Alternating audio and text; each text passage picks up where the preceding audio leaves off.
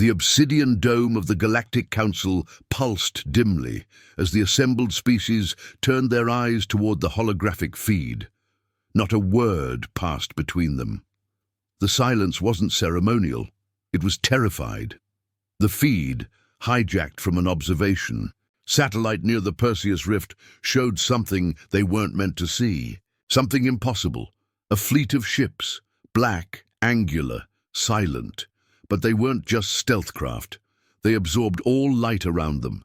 Their forms shimmered, undefined at the edges, as though they existed one frame ahead of reality itself. The Vaidari observer's skin shimmered blue in shock. There is no energy signature, no propulsion trail. They're slipping through subspace without using it. They're not traveling, the Trinari commander muttered. They're editing space. The youngest of the Zalari gasped. That's forbidden. Only precursor races were capable of... They're not using precursor tech, growled Councillor Brenhal. This is human-made. A hush swept the chamber. For decades, humans were labeled unpredictable but manageable. Their aggression was contained, their colonies limited. Earth itself had gone quiet after the Treaty of Titan's end. Then the feed zoomed. The largest ship, 30 kilometers long, curved. Like a dagger, along its hull, tiny glints of shifting metal revealed nanotech scales that flickered through configurations too fast to measure. At its center, a scarlet beacon bloomed. The signal came through unencrypted. This is Commander. Avis Parallax, Terran Defense Navy, 6th Division, Shadow Fleet. Your surveillance has been detected. Your council's silence has been recorded.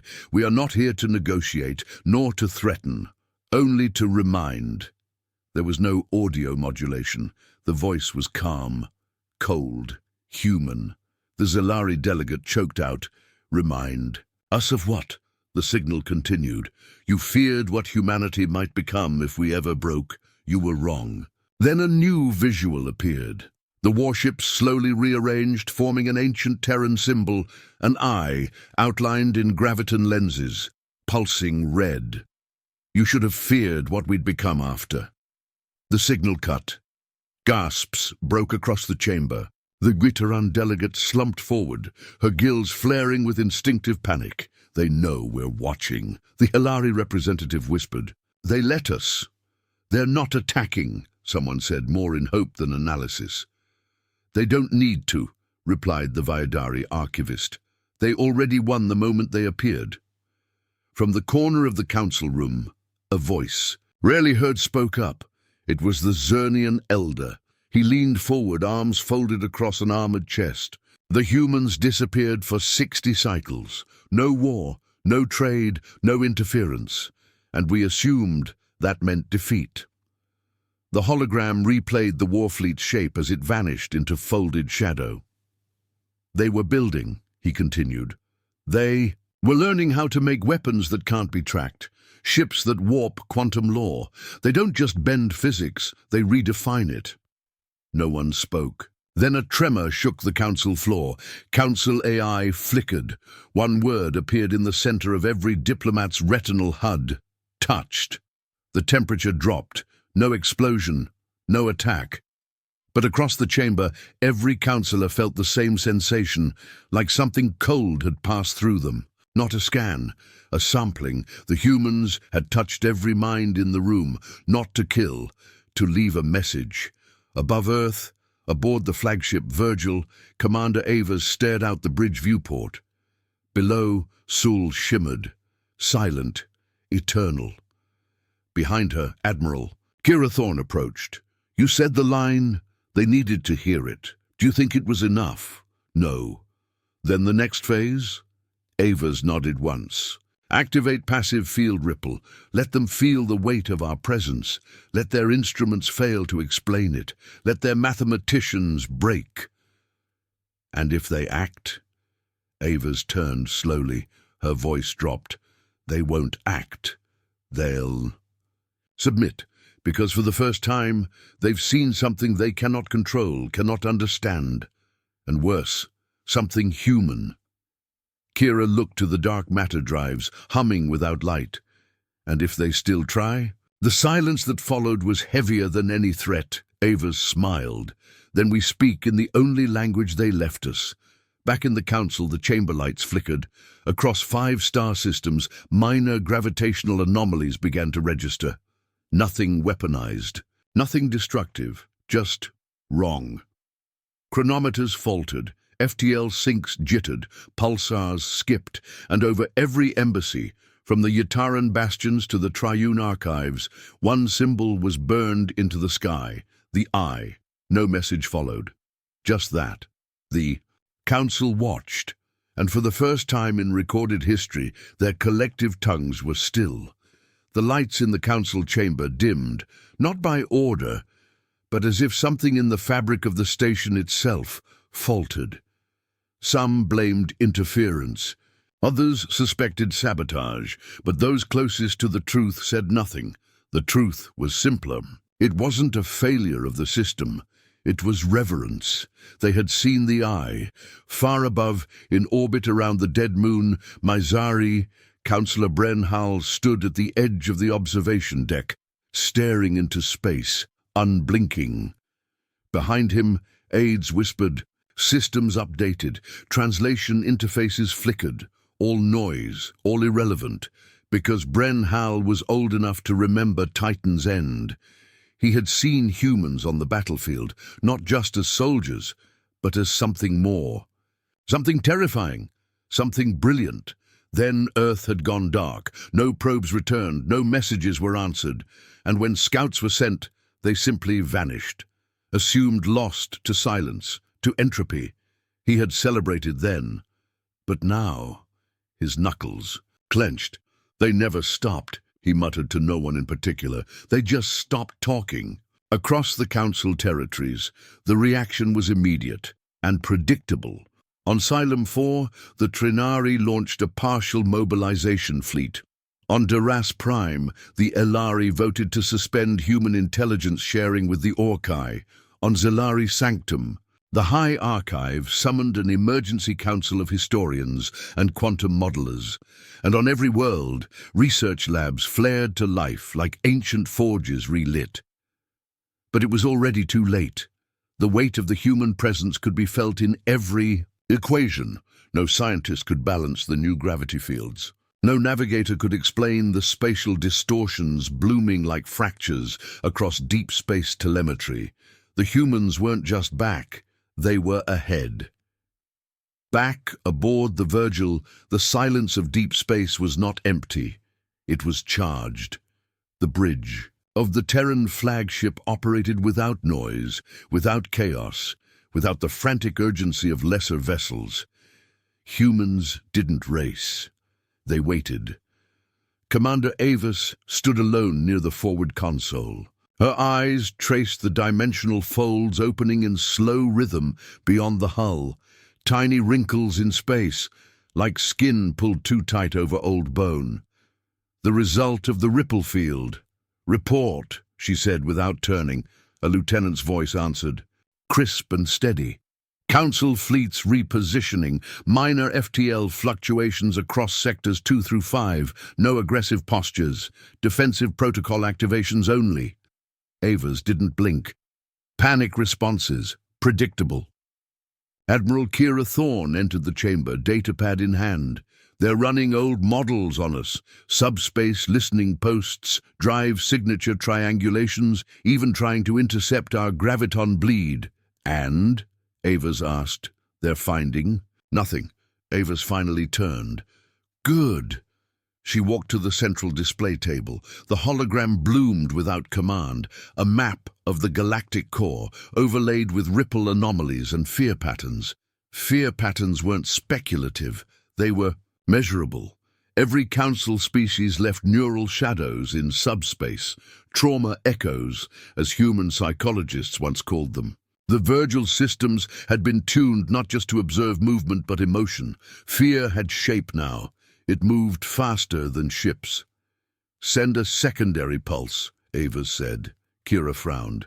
"That'll spike their stabilizers. Diplomats will start screaming." "Let them."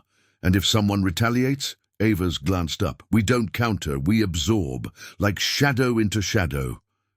Back on the council station, chaos brewed beneath the silence. In the private chambers of the Vaidari enclave, the Observer General paced. His skin flashed erratically in colors of alarm. Each flicker was a thought, a fear, a calculation. They can't just reappear with this technology, he hissed. We monitored their post-war development. We knew their capabilities. You knew their limits, the Zernian elder said from the doorway. But you never studied their grief, the Observer General turned. You mean vengeance? Mean transformation. Pain is a crucible, and humans, unlike us, do not flee the fire. They climb into it. The hologram of the human fleet looped again between them, the eye, watching, always watching. On the Yataran Bastion moon, civil protests broke out after the signal replayed for the 5th time in a cycle. Students screamed of conspiracy, veterans whispered of ghosts, and a few, a dangerous few, spoke openly about joining the humans, not fighting, not fleeing, following, because power draws belief. And the humans no longer asked for permission to be feared. They simply were. Back aboard the Virgil in the hangar bay, engineers whispered in reverence to the war forms being prepped. Not mechs, not drones. Something in between. Sapient machines, bonded to Terran pilots through neural flame links. They hadn't been deployed in 60 years. But they had been dreaming. Inside the link chambers, soldiers walked between the shadows, testing the interface suits. Black synapse webs that wrapped the spine, the skull, the soul. Each soldier carried a single emblem on their chest. The eye. A whisper spread through the barracks, never said aloud, but felt by all. We are the storm they thought had passed. Meanwhile, in the hidden archives of the Triune Singularity, ancient records were pulled, scrolls written in forbidden languages. Quantum. Etchings only readable through meson resonance. They all spoke of one thing. Humans were not a race. They were a pattern. A repeating, escalating pattern of resilience forged in entropy and weaponized by grief.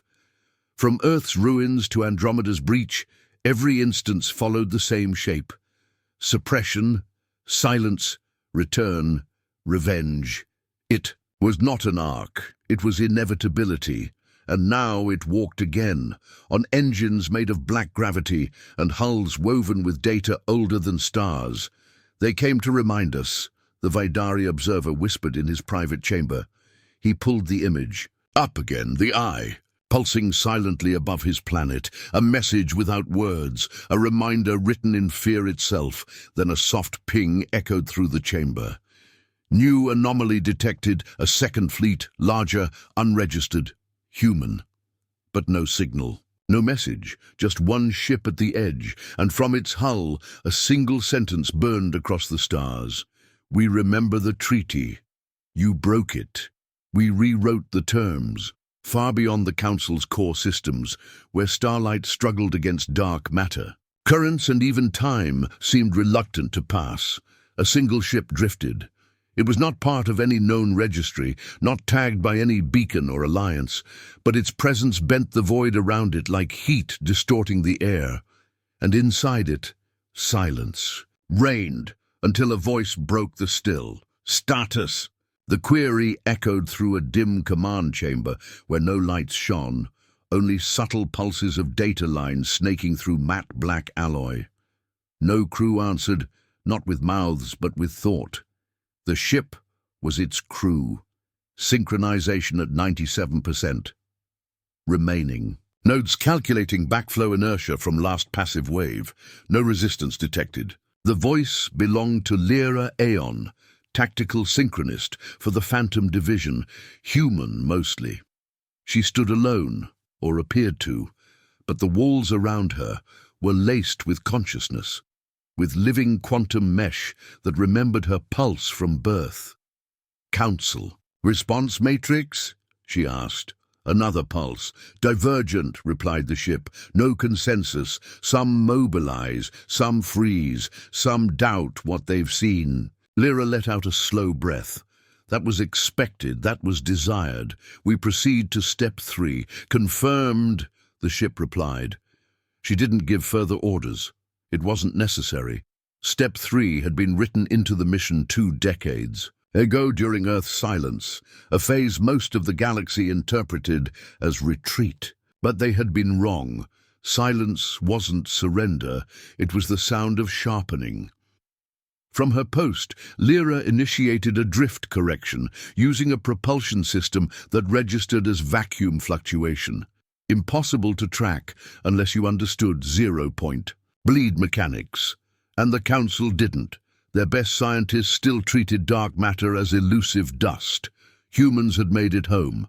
In the outer atmosphere of Orcs Prime, the sudden appearance of ripple artifacts caused every major observatory to recalibrate.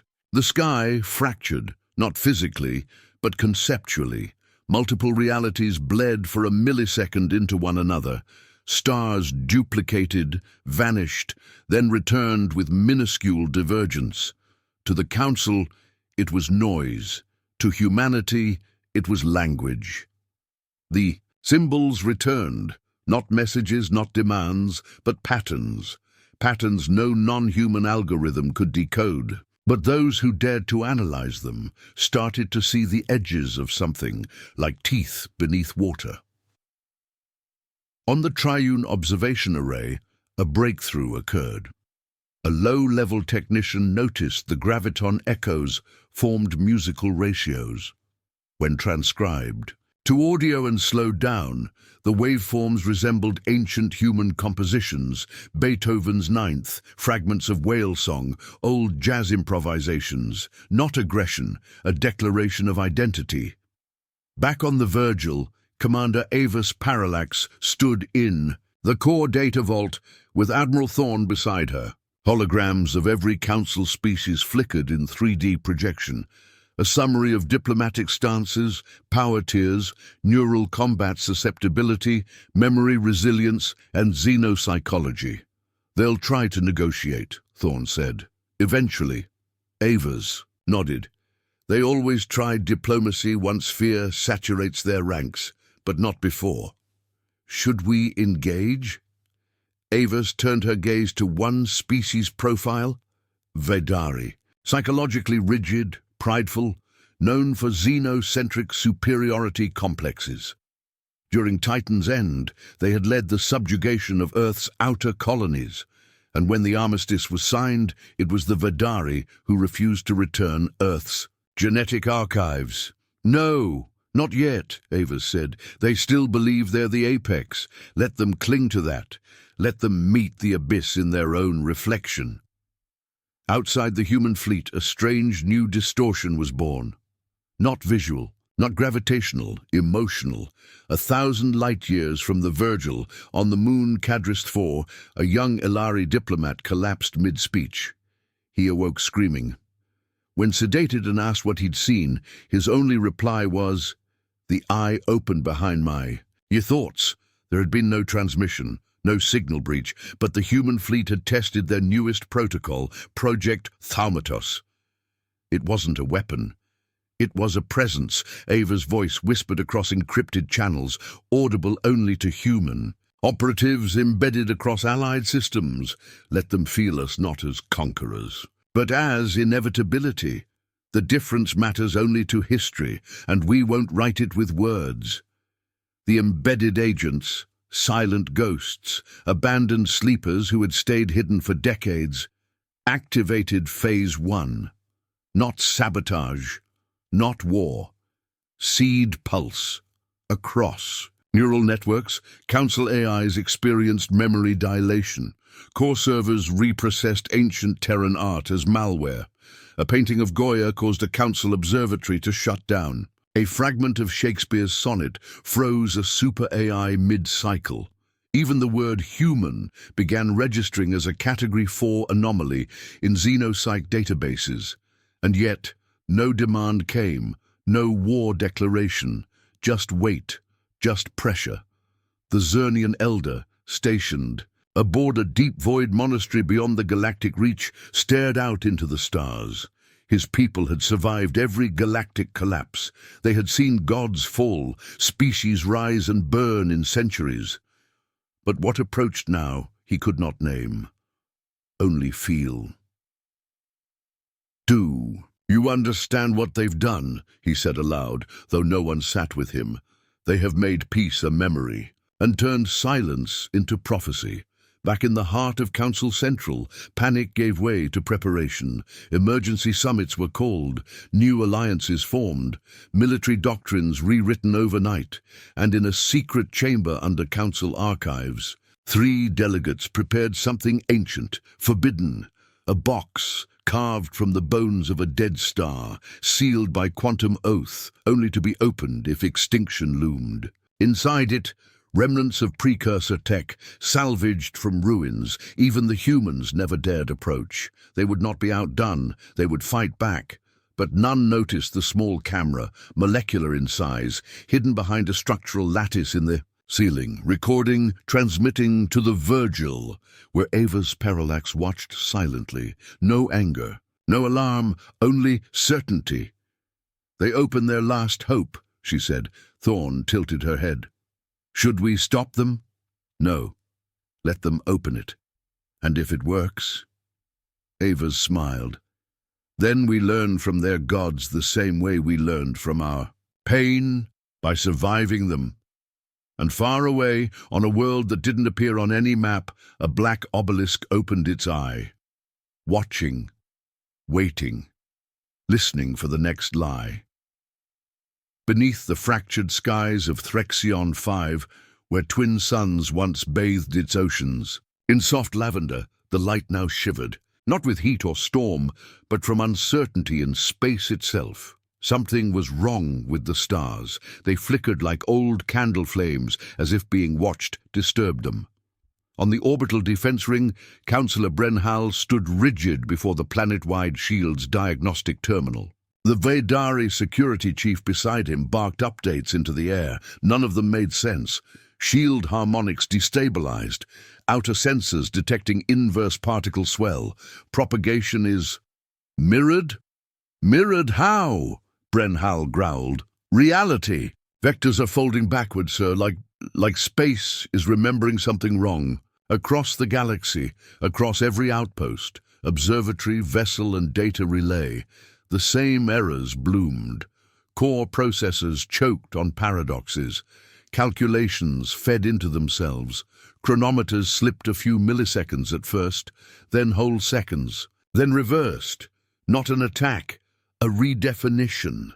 The human fleet had not launched a single shot, but the galaxy's logic was collapsing.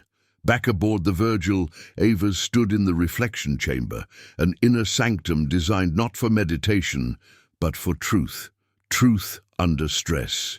Truth without delusion. Before her, a synthetic waveform hovered, a single audio thread, layered from the first signal they had sent. The one that showed the eye, the one that touched them, but now the waveform pulsed, responding from the council. "Playback," she ordered. It began as static, no words, just breathing. Panicked, confused. Then a broken voice translated into, "Terran Standard, you don't want war?" Ava's let it run. "You're showing strength. We see it, we acknowledge it, but please explain. Why now?" Kira Thorne stood beside her, arms folded. "They've begun bargaining." "No," Ava said. "They've begun fearing correctly." The reply continued. "You were gone. Silent. We thought peace was real, that you had accepted containment." Ava stepped forward, eyes locked on the waveform. "We gave you that peace," she said aloud, not to the voice, but to the past. "And you turned it into a leash. 60 cycles ago, after Titan's end, Earth had signed the treaty, outgunned, surrounded, bleeding from 10 years of war. They didn't win. They endured. But the Council didn't offer peace out of mercy. They enforced terms out of fear of what humanity could become if provoked further. So Earth retreated, but it didn't break. It rebuilt. In the shadow of that silence, humans discovered something the galaxy never expected. They stopped copying alien tech. They went deeper, into the folds of reality, into the pre-geometry of space, where physics could be rewritten not by machines, but by will, by choice, by understanding why math was wrong. Humanity had learned to stop navigating the universe and start editing it. Back in Council space, the emergency deployment of precursor tech, long sealed, long feared, was complete. On the world of Von's grave, the box was opened. Light poured out like liquid memory. Inside, a dormant sphere of origin matter, pulsing with unstable resonance. The hope, use it to collapse the Terran signature net, disrupt their dark fleet's folded anchoring. The risk, cosmic bleed. They activated it anyway. The results were immediate. Across 11 star systems, nothing happened, except the Virgil turned to look. Not physically, but everything turned with it. Time, space, the fundamental backdrop of existence. The location of the sphere changed in every map simultaneously. It moved across reality without travel. And then a shadow formed over Von's grave. No engines, no light, no form, only less. The fleet humans had shown the galaxy, black, angular, enormous, was just the surface. The warning. Now the true vessel arrived. It didn't displace space, it replaced it. The laws bent not in response to its mass, but in submission to its presence. It didn't fire, it didn't speak. It listened, and on Von's grave, the precursor sphere screamed. It couldn't understand what it touched. It collapsed into quantum ash in under a second. Everything around it froze. Sound, light, decay. The humans had not destroyed it. They had invalidated it. Back aboard the Virgil, Ava stepped onto the broadcast platform. For the first time in decades, she ordered a direct transmission, open, raw, unshielded, across the galaxy. Every species heard her. You thought Earth was gone. But Earth was healing. You thought silence meant peace. It meant pain, being buried under your treaty, under your containment. We accepted the leash you offered, then forged it into a blade. We will not attack. There's no need. Your systems are failing not because of war, but because the assumptions you built your universe on were false. We learned the truth. You only thought you understood reality, but you never touched it. You recorded it. We changed it. You cannot cage what lives in shadow. Then she paused. Not for effect, but for clarity. This isn't conquest. It's correction. The feed cut, and the eye appeared again. But this time it moved, not symbolically, literally, across every sky, on every council world. The eye rotated and blinked, a universal constant, shattered that day. Every known faster-than-light array desynced. Permanently, communications failed. Teleportation grids collapsed. Only one network functioned. Terran Shadow Net. Earth didn't isolate itself. It made the galaxy dependent. The Council was never the gatekeeper, they were tenants, and the landlord had returned. 2 weeks later, the Galactic Council officially dissolved, not through vote, through relevance. Nobody called meetings, because nobody had anything left to decide. Earth's representatives didn't appear. They sent no demands, no fleets, just presence. Across former Council space, humans began appearing, not soldiers, not conquerors, scientists, diplomats, engineers. In orbit above Core 9, a Yataran child met a Terran linguist who helped restore her village's buried language using recovered neural song fragments. On the ice world of Solara, a human doctor synthesized a cure for spiral marrow decay using restructured gravity wave harmonics. Everywhere humanity appeared, they didn't rule, they fixed, but always with one truth hanging in the air, unspoken but felt like gravity. This time, we decide.